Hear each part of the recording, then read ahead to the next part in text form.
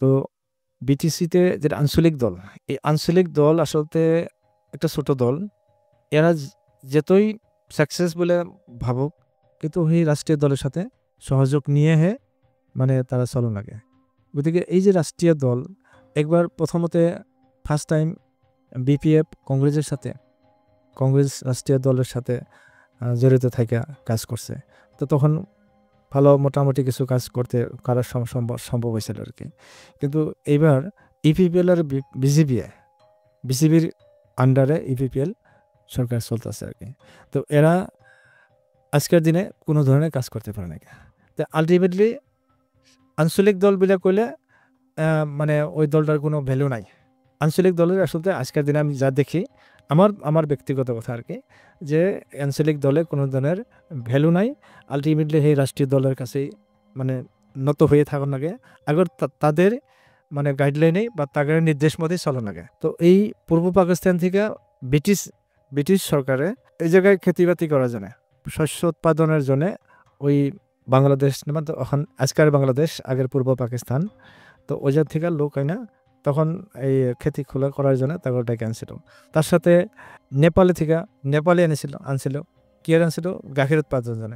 তারপরে ওই ঝাড়খণ্ড থেকে আদিবাসী নিয়ে চা বাগান খেত করছে। এটা ব্রিটিশের সময় এগুলা বাংলাদেশি হোক বা আদিবাসী হোক, এগুলা ওই জায়গা থেকেই ওই টাইমে আসে। গতিকে 71 সনের পরে আসা এই জায়গায় কোনো বাংলাদেশের লোক আসামে বা ভারতবর্ষের নাই। সারা ভারতবর্ষ একটা ফুলের বাগান, মানুষের যেটা ফুলের বাগান যেরকম হয়, মানুষের এরকম আছে। বিভিন্ন জাতি ধর্ম এই জায়গায় বাস করতেছে। আর সবটা জাতি ধর্ম নিয়ে আমরা যদি একত্রিতভাবে যদি আমরা থাকি, তাহলে আমরা সুখে থাকারা নিশ্চিত। আর আমরা আমাদের দেশ, আমাদের অঞ্চল অটোমেটিকলি তার মানে ডেভেলপ হওয়াটা স্বাভাবিক। সমাজ ব্যবস্থা, সামাজিক ব্যবস্থাটাই হলো সবচেয়ে বড় ব্যবস্থা। দেশের বা অঞ্চল, দেশ বা জাতির উন্নতি হলে সমাজ ব্যবস্থাটাই মূল। হাই এভরিওয়ান, আজকে আন্নাগর মাঝে আবার আইলাম একটা নতুন এপিসোড নিয়ে, মিস্টার এক্সম্যান শোর। আজকে আঙ্গর এই এপিসোডের special guest mister Khalilur Rahman. Hello sir, ভালো আছেন? আছি ভালো। স্যার, আজকে আন্নার আঙ্গর এই মিস্টার এক্সম্যান শোতে কেমন লাগতেছে? এই জায়গায় মিস্টার এক্সম্যান শোতে নিমন্ত্রণ করে এই জায়গা আনার জন্যে আমি খুবই সুখী। আমি এক্সম্যান শোরে আমি ধন্যবাদ জানাইছি। Thank you sir. আজকে আমরা আইনালয় কিছু কথা আলোচনা করবো, সমাজ ব্যবস্থা, বিটিসির আগন্তন নির্বাচন, আরও রিসেন্টলি পার্লিয়ামেন্টের থেকে যে ওয়াকফ অ্যামেন্ডমেন্ট বিল পাস করা হলো এই বিষয়ে। স্যার, তার আগে আইনের যে জার্নি বা আইনে অ্যাজ এ সোশ্যাল ওয়ার্কার বহুত বছর ধরে আজকে কাম করতেছেন, এই সমাজ ব্যবস্থা বা সমাজের লগে কাম করার যে প্রেরণা বা ইচ্ছা, এটা আইনের মধ্যে কেমন আইলো? আসলে আমি খুব ছোটকাল থেকেই আমি সামাজিক কাজ করার যেটা প্রেরণা ছোটকাল থেকে আমি পাইছিলাম। আর এটার মূলত আসলে আমার নিজের বাবা। উনি ছোটকাল থেকে, উনিও ছোট অবস্থা থেকে আমি জানছি যে উনি সমাজসেবা করতো। একজন শিক্ষক আছিল, সমাজসেবা করবো একজন শিক্ষক আছিল, আরও রাজনৈতিকবিদও আছিল, তার সাথে একজন বুদ্ধিজীবী আছিল আসলে ভিতরে। তো উনি বিশেষ করে সমাজ কাম করে ভালো পাইতো। আর বাবা আমারে হাত ধরে আমার নিয়ে নেয়া সামাজিক কাম করার একটা যেটা প্রেরণা উনি দিছিল আর কি। স্যার, বহুত সময় দেখা যায় যে সমাজের মধ্যে ভালো কাম করবার গেলে বহুত মানুষে বাধা দিবার চেষ্টা করে বা বাধা সৃষ্টি করে। এই সমস্ত বাধার টিকা উপরে উঠা কেমনে কামগুলা করুন? সামাজিক কাজ খুব জটিল কাম। রাজনৈতিক বা অন্য নীতি যেত আছে, সবচেয়ে সামাজিক কাজগুলো খুব জটিল কাম। সমাজের কাজ করতে যাওয়ার লগে লগেই এর একটা প্রতিরোধ সৃষ্টি হয়, বাধার সৃষ্টি হয়। গতিকে সেই বাধাটা নেওচে যদি পার হইয়া যদি যাওয়ার চেষ্টা করা হয়, বহুত কষ্টের মাঝে দিয়ে যাওয়া হয়।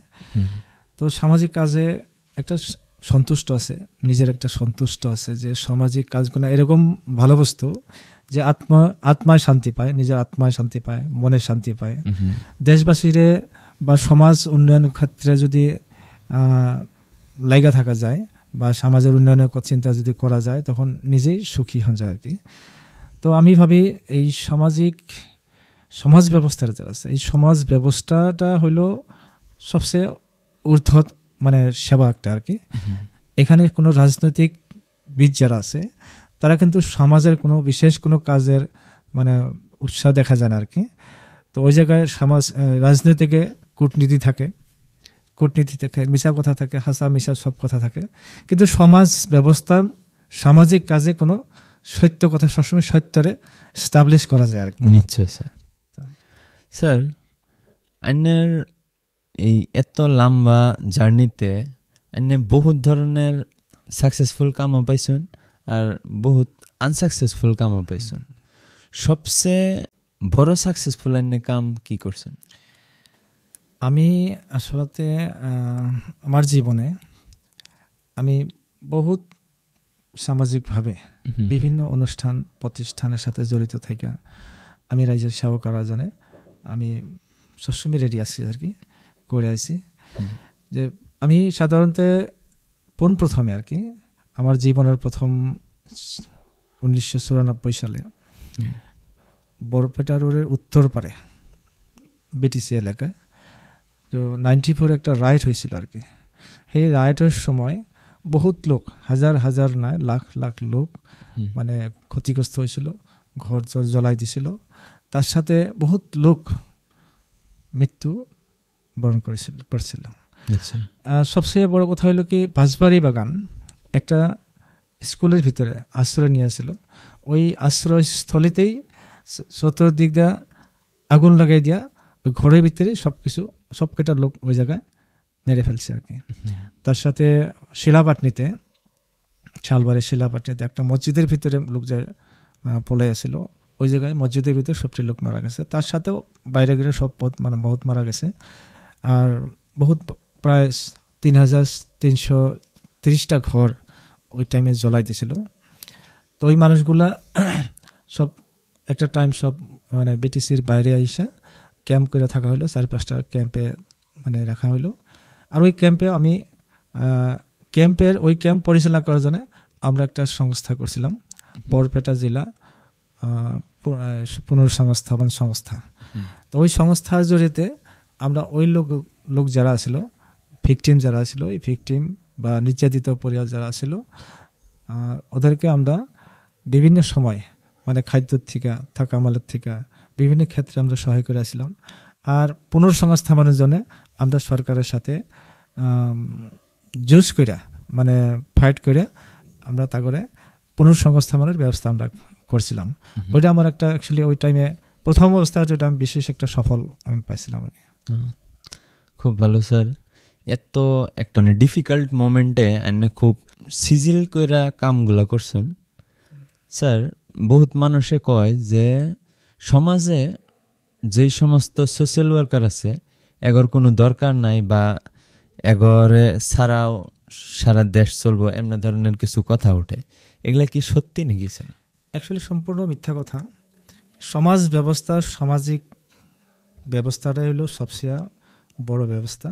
দেশের বা অঞ্চল, দেশ বা জাতির উন্নতি হলে সমাজ ব্যবস্থাটাই মূল। এখানে আর অন্য কোনো মূল হইতে পারে না। এটা কোনো নেগেটিভ সেন্সে যদি কেউ বলে তাহলে উনি ভুল বলছে আর কি। যে আসলে সমাজ ব্যবস্থা যে আমরা প্রত্যেকটা সমাজ মানে একটা গাঁও যদি একটা সমাজ হয়, ওই প্রত্যেকটা গাঁওয়ের যদি লোক সামাজিকভাবে মানে একজনের ভালোবাসা, একজনের সাথে সহযোগ করে ওই গাঁওটা যদি উন্নতি করা যায়, তাহলে প্রত্যেকটা গাঁওয়ে যদি ওইভাবে মানে আগবাড়া যায়, তাহলে দেশ সফল হওয়াটা সম্পূর্ণ স্বাভাবিক আর কি। যার জন্য সামাজিক ব্যবস্থাটাই আমি ভাবি মূল বস্তু। আর সামাজিক যেখানে নাই ওই জায়গায় উন্নতিও নাই, শান্তি নাই, ওই জায়গায় কিছুই হইতে পারে না আর কি। স্যার আইনের মতে সমাজটা অ্যাকচুয়ালি কেমন করে চলার দরকার যাতে সুস্থ সমাজ হয়ে থাকে বা সবসময় শান্তি শৃঙ্খলতা বজায় থাকে? সমাজের লোক তখনই শান্তিতে থাকবো যখন একজনে একজনের সাথে মিলাপ্রীতি থাকবো, মহব্বত থাকবো, তখনই সমাজের শান্তি থাকা সম্ভব হবো। আর আমাদের ভারতবর্ষে বিভিন্ন জাতি ভাষিক ধর্মীয় লোক এই জায়গায় আছে। একটা ফুলের বাগান, একটা সারা ভারতবর্ষ একটা ফুলের বাগান, মানুষের যেটা ফুলের বাগান যেরকম হয় মানুষের এরকম আছে। বিভিন্ন জাতি ধর্ম এই জায়গায় বাস করতেছে। আর সবটা জাতি ধর্ম নিয়ে আমরা যদি একত্রিতভাবে যদি আমরা থাকি, তাহলে আমরা সুখে থাকাটা নিশ্চিত। আর আমাদের দেশ, আমাদের অঞ্চল অটোমেটিকলি তার মানে ডেভেলপ হওয়াটা স্বাভাবিক। স্যার, বর্তমান কিন্তু যে সমস্ত কথা এনে কইলেন, বর্তমান এই সমস্ত ভাবে সমাজটা চলতেছে না। বহুত এমনি ধরনের রাজনীতিবিদ আছে বা বহুত এমনি মানুষ আছে যারা সমাজটারে সবসময় সমাজের মধ্যে বিবাদ সৃষ্টি করে রাখে, সমাজটারে ডিভাইডে রুল করবার চায়। এই ধরনের কামগুলা চলতেছে। যেমনি বর্তমান যেই ওয়াকফ অ্যামেন্ডমেন্ট বিল পাস করা হয়েছে পার্লিয়ামেন্টের থেকে, ওই বিল নিয়ে আইনের মতামত কি? এখন দেখা যায় যে ভারতবর্ষে আর কি, বিশেষ করে ভারতবর্ষে এই যে কূটনীতি, যেটা মানে রাজতন্ত্র, মানে রাজতন্ত্র এস্টাবলিশ করার জন্য মানে বিভিন্ন কূটনীতি করে, বিভিন্ন পলিসির দ্বারায় এই যে ভারতবর্ষে যে বিভিন্ন জাতি ধর্ম আছে, এই জাতি ধর্মের মাঝখানে ভেদাভেদ সৃষ্টি করে, মানে ওরা ভোগ করার জন্য তারা এই চিন্তা করে আর কি। গতিকে এই রাজনৈতিকের যেটা অ্যামেন্ডমেন্ট বিলটা, তো এই বিলটা আসলে এই যে অ্যামেন্ডমেন্ট ওয়াক যেটা সম্পদ, অপর যেটা সম্পদ মাটি আর কি, এই মাটিটার গড়া কি হলো একজন ব্যক্তি দান করছে, আল্লাহর নামে দান করছে। আল্লাহর নামে মানে কি, যারা এই মুসলমানের যেটা ইসলামের নামে আল্লাহর নামে এই প্রপার্টিটা দান করছে। আর ওই প্রপার্টিতে ধর্মীয় অনুষ্ঠান প্রতিষ্ঠান ওই জায়গায় এস্টাবলিশ করার জন্য ওই বাটিটা দান করছে। তার সাথে যদি কোনো গরিব লোক আছে, ওই ইসলাম ধার্মিক লোকের ভিতরে যদি কোনো গরিব লোক আছে, আশ্রয়হীন আছে, তারপরে হয়তো আশ্রয়স্থল বা অনাথ আশ্রম এই ধরনের কিছু অনুষ্ঠান করার জন্য মাটিটা দান করে গেছে। ওইটা আসলে কোনো সরকারের হস্তক্ষেপ করতে পারে না, তার সাথে অন্য কোনো ব্যক্তিও এটা আমাদের হস্তক্ষেপ করতে পারে না আর কি। এটা একটা ব্যক্তিগত প্রপার্টি, একজনের ডোনেট করছে। গতিকে ওইটার উপরে যেটা অ্যামেন্ডমেন্ট বিল আছে, ওইটা হয়তো আমরা সঠিক যুক্তিযুক্ত হয় না আর কি। তো ওইটা আমি আসলে এই ক্ষেত্রে আমি ওইটা একটু বিরোধী করি আর কি। স্যার, এটা কি প্রথম বিল নাকি বিজেপি রুলিং পার্টির দ্বারা যেটা পাস করা হয়েছে? এমনি ধরনের আগে পরেও কোনো বিল পাস করা হয়েছে কি? কয়েকটা বিল পাস করছে, যেরকম কা যেটা আসলো, ওই বিলটা পাস করেছে, কিন্তু পাস করার পরে কোনো কার্যকরী করতে পারে না। একটা মানে এটা ভেকুভানা করে ওটা রেখে দিছে।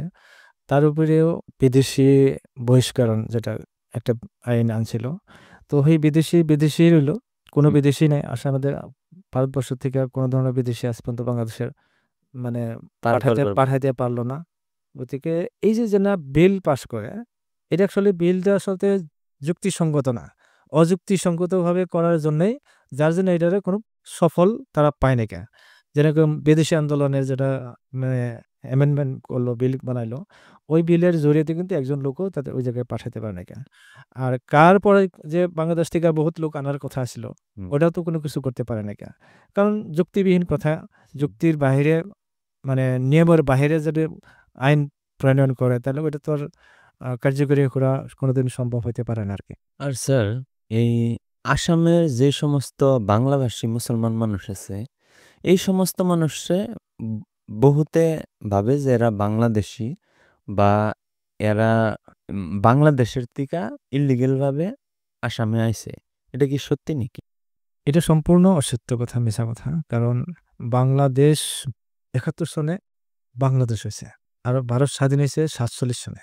কিন্তু এই ৪৭ সনের থেকেই এই আসাম বা ভারতবর্ষে ৪৭ সন থেকেই এই জায়গায় মুসলিমরা এই জায়গায় বাস করতেছে। ৪৭ না, যখন ব্রিটিশ এসেছিল যখন ব্রিটিশ এই জায়গায় 200 বছর রাজত্ব করতো, ওই রাজত্ব করার টাইমে তখন তো বাংলাদেশ আসিল না, তখন পাকিস্তান আসিল, পূর্ব পাকিস্তান, পশ্চিম পাকিস্তান।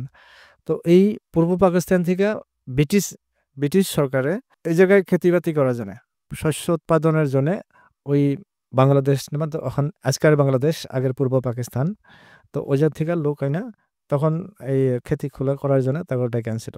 তার সাথে নেপালে আনছিল কি আর আনছিল, গাখীর উৎপাদনের জন্য। তারপরে ওই ঝাড়খণ্ড থেকে আদিবাসী নিয়ে চা বাগান খেত করছে, চা বাগান উৎপাদন করছে, এর জন্য তারপর আনছে। তো এইভাবে এটা ব্রিটিশের সময় এগুলা বাংলাদেশি হোক বা আদিবাসী হোক, এগুলা ওই জায়গা থেকেই ওই টাইমে আসছে। গতিকে 71 সনের পরে আসা এই জায়গায় কোনো বাংলাদেশের লোক আসামে বা ভারতবর্ষের নাই। কিন্তু স্যার বর্তমান দেখা যায় যে নেপালি মানুষ বা আদিবাসী মানুষরা অমনি টার্গেট করা হয় না, যেমনে আজকের দিনে আসামের যেই বাংলাভাষী মুসলমান মানুষ আছে এগরে মিয়া বুইলা বা বিভিন্ন ধরনের তুচ্ছ তাচ্ছিল্য করা হয়, এটা কেন করা হয়? এটা এরা একটা মানে মুসলমানের একটা অত্যাচার করার জন্য, হুম। মানে মুসলমানের এই দেশের বিভিন্ন আহ, কি কয় বিভিন্ন ধরো মানে উন্নয়নমূলক কামে থেকে বা এই জায়গায় বাইসা থাকার জন্য, এই জায়গার মানে সহবাস করার জন্য, সবার সাথে সহবাস করার জন্য যেখানে অধিকার, এই অধিকার থেকে বঞ্চিত করার জন্য বিভিন্ন সময় এরা মিয়া বা বাংলাদেশি বিভিন্ন শব্দ ব্যবহার করে এই মুসলমানের উপরে একটা মানসিকভাবে নির্যাতন হয়, আরও এর সাথে শারীরিকভাবেও নির্যাতন করা আমরা দেখতে পাই আর কি। গতিকে এটা ওদের এটা মানে একটা পলিসি। কিন্তু এটার আলটিমেট পারপাস কি, মানে মাকসাদ কি বস্তুটার যে এই ধরনের আচরণগুলো করার? আচরণ করার উদ্দেশ্য এটাই যে যেহেতু এরা বিভিন্ন পলিসি করে বিভিন্ন আইনা এই জায়গায় এই বিদেশি বহিষ্কার করার জন্য যত আইন করলো, তো কোনো কাজ হলো না। গতিকে এখন কথা হলো যে এইভাবে কথা কইয়া, এইভাবে তুচ্ছ তাচ্ছিল্য করিয়া কিছু পিছনে রেখা এদেরকে হাতেরে না মাইরা ভাতেরে মারার যেটা পলিসি, সেই পলিসিটাই বর্তমান ওইটাই চলছে আর কি। স্যার আমরা বর্তমান বিটিসিতে আহি। বিটিসিতে বিগত 5 বছর বিজেপি আর ইউপিপিএল মিত্র জোট সরকার থাকলো, এই সরকারের দ্বারাই কতটুকু উন্নয়ন হয়েছে? বিটিসি 2003-এ বিটিসি গঠন হলো। বিটিসি গঠন করার পরে বিপিএফ নামের একটা রাজনৈতিক দল, আঞ্চলিক রাজনৈতিক দল এই জায়গায় রাজত্ব করা আরম্ভ করলো। আর হেটার নেতৃত্ব আসলো হাগ্রামা মহিলারিয়া। মাননীয় হাগ্রামা মহিলারিয়া 17 বছর রাজত্ব করছে। এই 17 বছরের রাজত্ব করে বিটিসির যতটুক ডেভেলপ করা লাগে তার মানে একদম নিম্ন পার্সেন্ট একটু ডেভেলপ হয়েছে, বাকি ডেভেলপ করতে পারে নাই। আর বিটিসির যারা উন্নয়নমূলক যেনা টাকা ছিল, এই উন্নয়নমূলক টাকাগুলোও সঠিকভাবে ব্যবহার করে নাই। টাকাগুলো ম্যাক্সিমাম টাকা লুটপাট করাটাই গেছে আর কি। যেরকম জব কার্ডের টাকা, বিপিএফ সরকারাধীন জব কার্ডের টাকা আমি নিজেই জানি আর কি, নিজেই দেখছি। আর ওইটার মধ্যে আমি ওই জায়গায় একটা ইনসিডেন্সে হয়েছিল আমার ওই জায়গায় কিছু কথা বলার জন্যে। তো জব কার্ডের টাকা ঢুকাইছে, জব কার্ডের হোল্ডার অ্যাকাউন্টে টাকা ঢুকাইছে, আর ওই টাকাটা বাইরে করে নিয়ে গেছে। জব কার্ড হোল্ডার জানে না। এটা আমাদের এই জায়গায় গোবর্ধনা ব্লকে এটা একটা প্রায় 1000 জব কার্ড হোল্ডারের টাকা এরকম হরলিখিত হয়েছিল। তো সেটার জন্য একটা ইনসিডেন্সি হয়েছিল, একটা গন্ডগোল হয়েছিল। আর ওই গন্ডগোলের জন্য আমার একটু মানে জড়িত করছিল আর কি। তো একটা কেস হয়ে গেছিল আর কি। কেসে আমি ডিগ্রি পাইছি। কেসে আমার জন্য কোনো ধরনের আমার মানে যে কেস করছিল উনি বিফল হয়েছে, আমরা সফল হয়েছি। আমরা ওই জায়গায় কোনো ধরনের আমরা জড়িত আছিলাম না। জাস্ট আমরা এটাই বলছিলাম যে জব কার্ডের যেটা টাকা, একজন ব্যক্তির জব কার্ডের টাকা ঢুকাইছে, ওই টাকাটা জব কার্ড হোল্ডার না উঠাইয়া অন্য লোকদের দ্বারাই টাকাটা ওঠা নিয়ে উঠাই নিয়েছে। হুম। কে উঠাইছে কি হয়েছে কেউই বলে না আর কি, কিন্তু জব কার্ডের টাকা ঢুকছে, ম্যানেজার কইছে যে তোমার ভিডিও কইছে তোমার টাকা ঢুকাই দিছি, ম্যানেজার কইছে তোমার টাকা উঠাই নিয়ে গেছে, কে উঠাই নিছে, তুমি উঠাই নিছো, আমি তো উঠাই নিই কা, কে উঠাইলো। এইভাবে একটা প্রায় 5 লাখ না 5 কোটি টাকা ওরকম কিছুমান টাকা ওই হরলিখিত হয়েছিল আর কি। তার উপরেও জব কার্ডের টাকা আমি দেখছি ব্যাংকে বিসিডিসির চেয়ারম্যান বা ওই ধরনের কিছু লোক যে ব্যাংকে যে ওই জব কার্ড হোল্ডার করে ব্যাংকে ডেকে নিয়েছে, ডাইকে নিয়ে ওই জায়গা থেকে টাকাগুলা উদ্ধ করেছে, ওর হাতে দিয়ে উদ্ধ করে হইলে ম্যাক্সিমাম টাকা ওরা রেখে দিছে, আর কিছু গাড়ি ভাড়া সার্ভিস 400-500 টাকা এবার হাতে দিয়ে পার করে দিছে। এইভাবে জব কার্ডের টাকা বহুত হরলিখিত হয়েছে আর কি। তার সাথে রাস্তাঘাট ঠিক ওইভাবে উন্নতি হয় না। আর 17টা বছর কম বছর না আর কি, 17 বছরে বিটিসিতে হাগ্রামা মহিলারিয়ে যেটুকু কাজ করণ লাগছিল আর কিন্তু ওইটা করতে পারে নাই। অফিসগুলো আজকে হচ্ছে আমাদের যেটা গবেষণা ব্লক, এই ব্লকটাই বানাতে পারে নাই। তো আজকে কত বছর হলো, প্রায় 25 বছর হইলো জানি, 25 বছর মতন হইলো। এই 25 বছরে এই ব্লকটাই আজ পর্যন্ত করতে পারে নাই। সার্কেল অফিসটা নাই আমাদের এই জায়গায়, সার্কেল অফিস নাই। সার্কেল অফিস নিয়ে মানে আগে নন বিটিসি আসলে ওই সার্কেল অফিস নিয়ে একদম জ্বালাদ নিছে, প্রায় একদিনের ব্যাপার, আপডাউন করলে একদিন লাগে আর কি, অন্য সার্কেলে নিয়ে অ্যাডজাস্ট করে দিছে। তো অফিসও করবার মানে কে ডিসি অফিসে যতটুকু মানে রিহল লাগে কি কয় অফিস হল লাগে আর কি, অফিসে যতটুকু প্রয়োজনীয় বস্তু আছে আজ অব্দি ডিসি অফিসটু ফুলফিল হয় না গিয়া, সাব ডিভিশনে হয় না গিয়া। তো এইভাবেই চলতেছে। গতিকে বিপিএফও ওই টাইমে কিছু করতে পারে না গিয়া। আর এখন যেটা ইপিএল সরকার আছে, প্রমোদ বড়োর নেতৃত্বে যেটা বিপিএল সরকার আছে, এই সরকারে কিন্তু কিছুই করতে পারে না। এটা পাবলিকে অলরেডি সবাই জানছে যে ইনি কিছু করতে পারে না কেন। কোনো ডেভেলপমেন্ট নাই, কোনো রাস্তাঘাট নাই, রাইজের কোনো উন্নতি নাই, বাস মানে বাইপাস মানে চলতেছে আর কি। অ্যাকচুয়ালি তাহলে সরকারের থাইকা করতাছে কি এখন কিছু রাজনৈতিকবিদ আছে, তারা এই সরকারের থাইকা নিজের মুনাফাটাই মানে আদায় করতেছে। আমরা যেটা দৃষ্টিতে দেখা যায় আর কি, খোলাখুলি যেটা আর কি, এটা তো লুকায় না বস্তু না, সবাই জানে যে যদি উন্নয়নমূলক কাজ করে নাই তাহলে টাকাগুলা কোন জায়গায় গেল।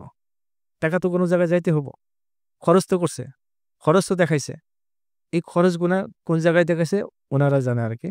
কিন্তু খরচ তো করা করছে, কিন্তু বাস্তবতা খরচটা বাস্তবতা আসে না আর কি। গতিকে এই সরকারেও মানে টাকা পয়সা বহুত হলকিত হয়েছে বলে আমরা অনুভব করছি, তো ইনিও ফেল হয়েছে। আগন্ত সামনে যেটা নির্বাচন আইতাছে, এই এমসিএল এর নির্বাচনে এনে কোন দলের এনের মতে বিশ্রাইন বা রাইজে কোন দলের সরকার বিশ্রায়? আসলে বিটিসির ব্যাপারটা হলো এরকম যে বিটিসি 2003 বিটিসি গঠন হয়েছে, আজকে হলো 25 সাল, তার মানে 21 বছর। 21-22 বছর বিটিসির শাসন চলতেছে। বিটিসির যেটা আঞ্চলিক দল বিপিএফ আর ইপিএল, এই দুইটা দলে এই মানে বিটিসিটা পরিচালনা করতেছে। গতিকে এদেরকে বোঝার বাকি নেই আর কি, এরা যে দুইটা দলে সমাজের বা দেশের বা বিটিসি বাসীদের যেটা উন্নতি দেখান লাগছিল দেখাইতে পারে না গা। গতিকে ওই দুইটা দলেরই রাইস ভোটার্স যারা আছে, ভোটার্সরা আজকের দিনে অ্যাভয়েড করা দেখা যায় আর কি, পছন্দ করতেছেন আর কি, যে বিপিএফও আমাকে ঠকাইছে। আর বিশেষ করে বড় যারা আছে, যারা এটা নিয়ে দীর্ঘদিন আন্দোলন করতো, নিজের আত্মবলিদান দিছে এই বিটিসি গঠনের ক্ষেত্রে, তারাও কিন্তু এখন বিক্ষোভ, মানে তারা কোনো মানে কোনো ধরনের সুবিধা পায় না কে। তো বহুত মানে সন্ত্রাসবাদী যারা আছে আর কি, যারা এই বিটিসির গঠন করার ক্ষেত্রে যারা আন্দোলন করছিল, তারা বহুত মানুষ শহীদ হয়েছে, তার সাথে বহুত মানুষ ইতিমধ্যে তারা ওই জায়গাটা ছাইরা মানে যেটা সন্ত্রাসবাদী যারা নামকরণ ছিল আজকে, এনডিপি হোক, বিএলটি হোক, বা যারা তারা সারেন্ডার করে তারা সমাজের সাথে মিলা নিজের উন্নতির কথা চিন্তা করছিল, কিন্তু আজকে তারা বিফল হয়েছে। তারা এখন মানে কিছুমান এরকম আছে যে এনডিপির যারা লোক আছে তারা সারেন্ডার করছে, মানে তারপরে কোনো সংস্থাপন দিব বলে কইছিল, কিন্তু আজ অব্দি তাকে কোনো সংস্থাপন দেয় নাকি। তারা বহুতে আজকে হাজিরা করে বা কিবা মানে অন্যান্য কাম করে খাওয়ার জন্য বাধ্য হয়েছে আর কি। গতিকে তো বিটিসিতে যেটা আঞ্চলিক দল, এই আঞ্চলিক দল আসলে একটা ছোট দল, এরা যতই সাকসেস বলে ভাবুক, কিন্তু এই রাষ্ট্রীয় দলের সাথে সহযোগ নিয়ে মানে তারা চলন লাগে। গতিকে এই যে রাষ্ট্রীয় দল একবার প্রথমতে ফার্স্ট টাইম বিপিএফ কংগ্রেসের সাথে, কংগ্রেস রাষ্ট্রীয় দলের সাথে জড়িত থাকা কাজ করছে। তো তখন ভালো মোটামুটি কিছু কাজ করতে করার সম্ভব হয়েছিল আর কি। কিন্তু এইবার ইপিপিএল আর বিসিবির আন্ডারে ইপিপিএল সরকার চলতেছে আর কি। তো এরা আজকের দিনে কোনো ধরনের কাজ করতে পারে না। তো আলটিমেটলি আঞ্চলিক দল বলে কইলে মানে ওই দলটার কোনো ভ্যালু নাই। আঞ্চলিক দলের আসলে আজকের দিনে আমি যা দেখি, আমার ব্যক্তিগত কথা আর কি, যে আঞ্চলিক দলে কোনো ধরনের ভ্যালু নাই। আলটিমেটলি সেই রাষ্ট্রীয় দলের কাছেই মানে নত হয়ে থাকুন লাগে, আগর তাদের মানে গাইডলাইনেই বা তাদের নির্দেশ মতেই চলন লাগে, যার জন্য আঞ্চলিক দলের কোনো গুরুত্ব নাই বলে এখন বিটিসিবাসীরা মানে অনুভব করছে যে যদি দল করে লাগে তাহলে রাষ্ট্রীয় দল করাই ভালো হবো। গতিকে এই রাষ্ট্রীয় দল হিসেবে বর্তমান আজকের পরিস্থিতিতে যে কংগ্রেস দলের সবচেয়ে বিটিসির লোকেরা, তার মানে কংগ্রেস দলটাকে মানে সাপোর্ট দিতেছে বা ওইটাই চাইতেছে যে আগের দলটাই আসুক, সুখ শান্তি ওই জায়গায় পাওয়া যাব অনুভব করছে আর কি। আর ওই কংগ্রেস দল আইলেই বিটিসিতে সম উন্নয়ন, সম অধিকার, সমান সুযোগ আর সম্প্রীতি দরকার। কারণ বিটিসির সম্প্রীতির খুব প্রয়োজন আছে। কারণ এই জায়গায় যেহেতু বিভিন্ন সময় ম্যাসাকার হয়েছে, বিভিন্ন সময় আন্দোলন হয়েছে, বেশি আন্দোলন হয়েছে, এই জায়গায় হত্যা হয়েছে, ঘর জলাজলি হয়েছে, হিংসা হয়েছে। গতিকে মানুষগুলা পৃথকে বাস করতেছে। গতিকে ওই সবটি লোক একসাথে লগ হইয়া, এটা বড়ো, নেপালি, মুসলিম, যে লোক যারা এই জায়গায় আদিবাসী সব লোক এই বিটিসির ভিতরে আছে। গতিকে এই সমস্ত জাতি জনগোষ্ঠী যদি আমরা একত্রিতভাবে এক চিন্তা করিয়া, গণতান্ত্রিক চিন্তা করিয়া, মানে একজনে আরেকজনের ভালোবাসা যদি মিলাজিলা যদি কাজ করা যায়, তাহলে বিটিসিতে উন্নতি হব। আর সেই মিলাপ্রীতি দলটাই হলো কংগ্রেস দল। এই কংগ্রেস দলে এনে হিংসা নাই, এই জায়গায় গণতন্ত্র, এটা সবই এই গণতন্ত্র আর এই জায়গায় ভ্রাতৃত্ববোধ এই জায়গায় যথেষ্ট আছে। এই জায়গায় বিভাজন নাই, জাতি ধর্মের কোনো ঘৃণা ভাব নাই, সব মিলা এই দলটার মধ্যে থাকতে পারে। গতিকে ওইরকম একটা দল, সেকুলার যেটা দল, সেকুলারিজম যদি এই জায়গায় সেকুলারিজম যদি দল থাকে, তাহলে এই বিটিসিতে উন্নতি হবে আর সবাই মাঝখানে একটা মানে মিলাপ্রীতিরে দেশটা শান্তি প্রিয় হবে।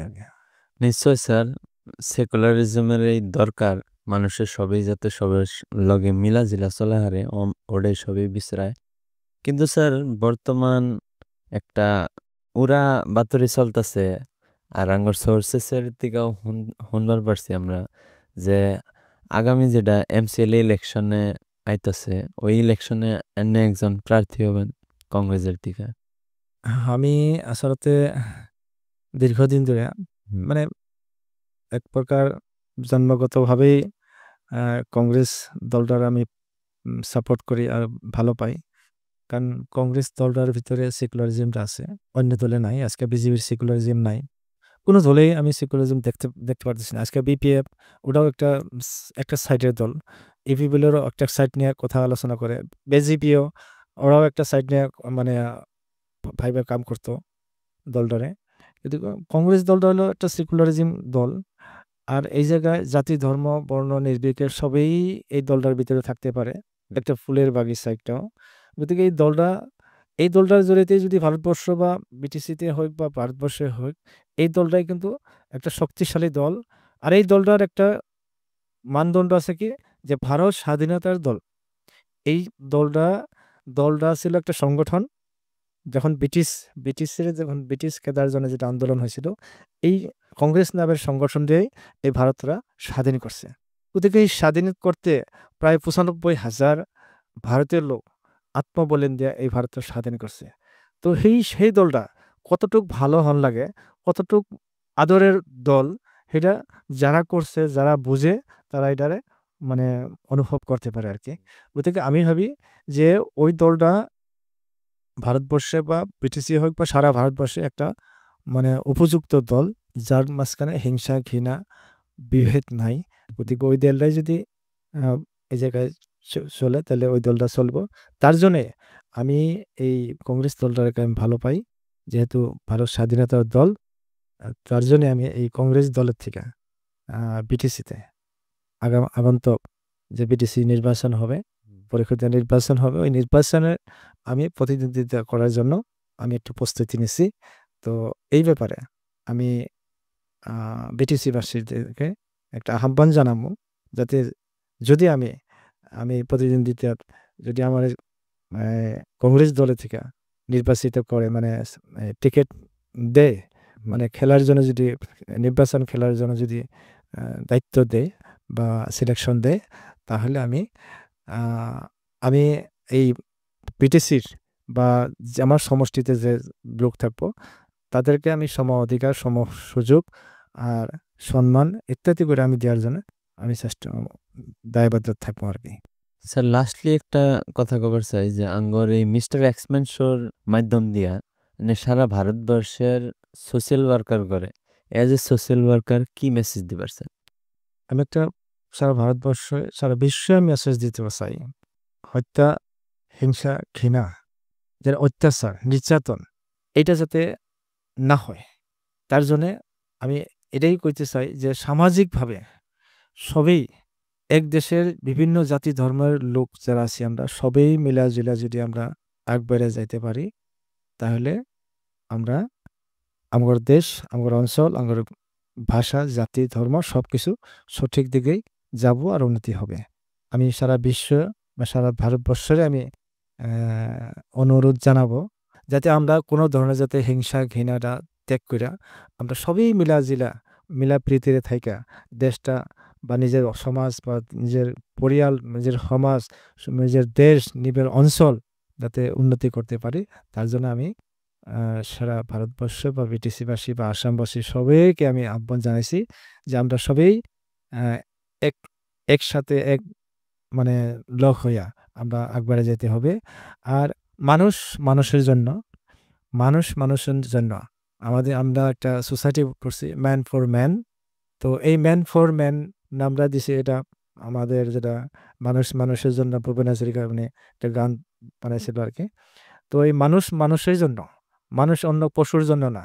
পশু আল্লাহ বা সৃষ্টিকর্তায় পশুরে ওরা নিজা নিরাপত্তা দিছে, ওরা উপরওয়ালায় তাকে চলাইতেছে।